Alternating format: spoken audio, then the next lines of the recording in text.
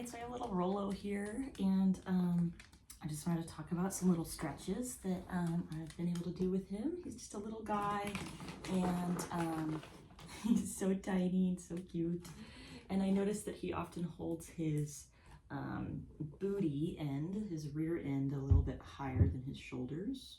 And I also noticed that he does a lot of stretching, so like the big bow and then like straighten out the back legs.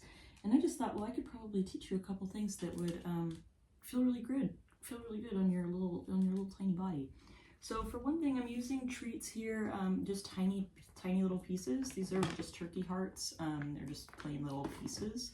And just a couple little basic things. The number one thing is teaching him to target his feet to something. So a front feet target is where we have the dog have their two front feet on an object.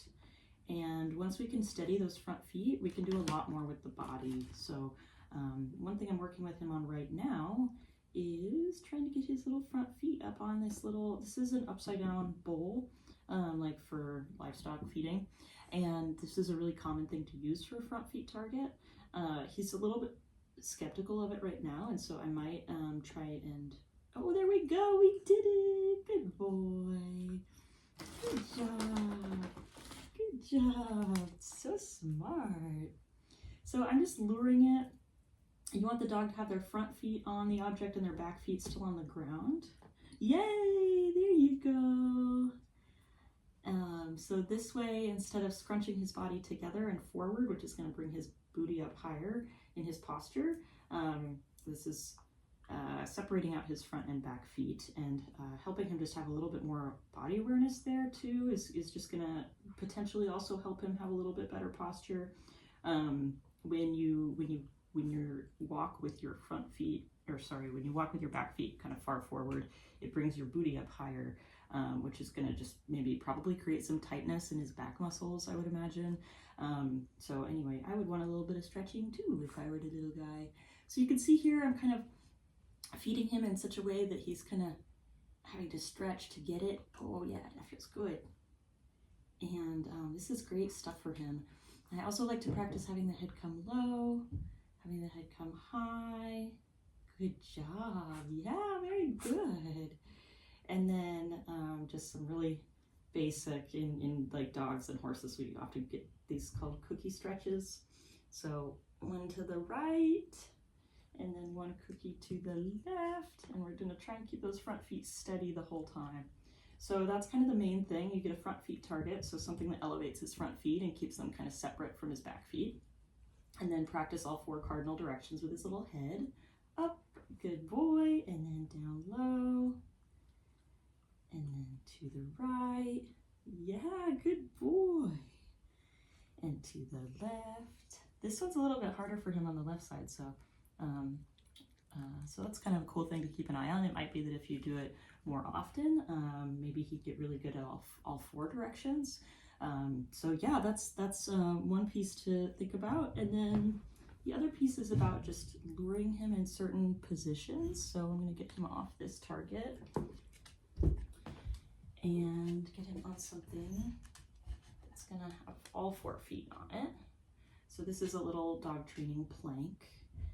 The idea is that if the dog has their whole body on something, it gives them a easier way to keep their body steady, if that makes sense. So you're on this little platform now. You see what I'm saying, where his back feet are kind of far forward, which creates kind of a narrow rectangle of negative space here between his legs, instead of like a square, which is more typical for a poodle. And so in theory, he should kind of stretch those back legs out a little bit farther. His back feet should be sitting closer to here, which would stretch his body out a little. So it could just be that he has some tightness in his shoulders.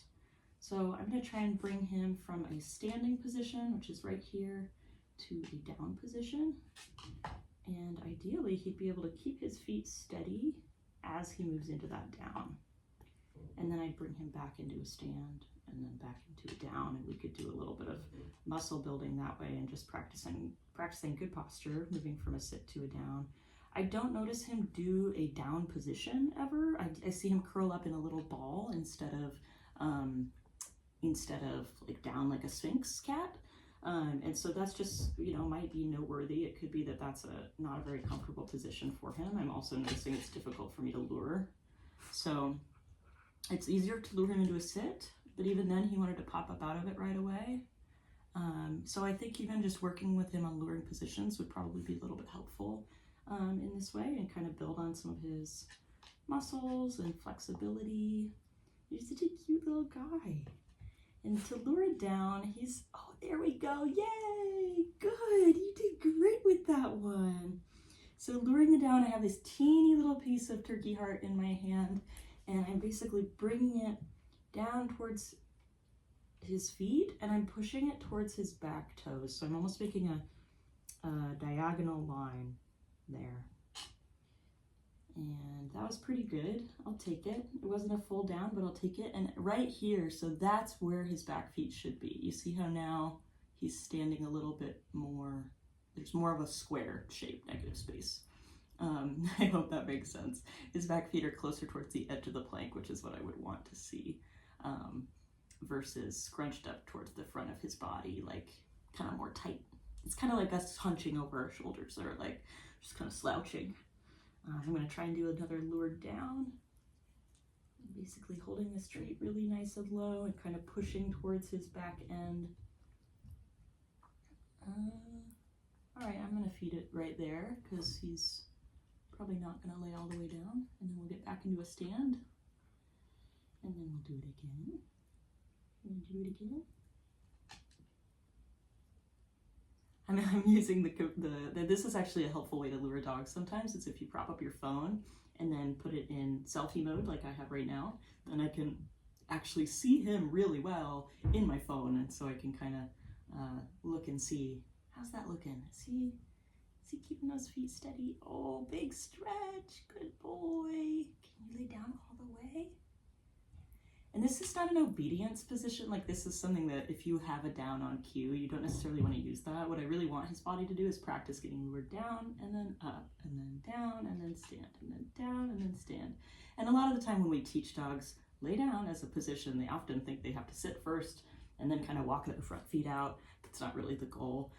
We want to be able to do kind of a little push up. Maybe I'll splice together a little video of my own dog doing it so you can see what I mean. Anyway, I hope that helps. I really like this little guy. Okay, here's my dog Eno. We're on a bigger platform for him. So what this looks like if I'm luring him into a down, like that. Good boy. And then stand. And then we're going to do it again. Good boy. And then stand. And then again. So this is what it looks like for a dog that has practice with this. And you'll see his back legs. he's kind of overachieving here right now. You see his back legs look farther away from his head region here. So it's able to create kind of a straight line on his back instead of a sloped line. Okay, you did great. Thanks for your help. Good boy.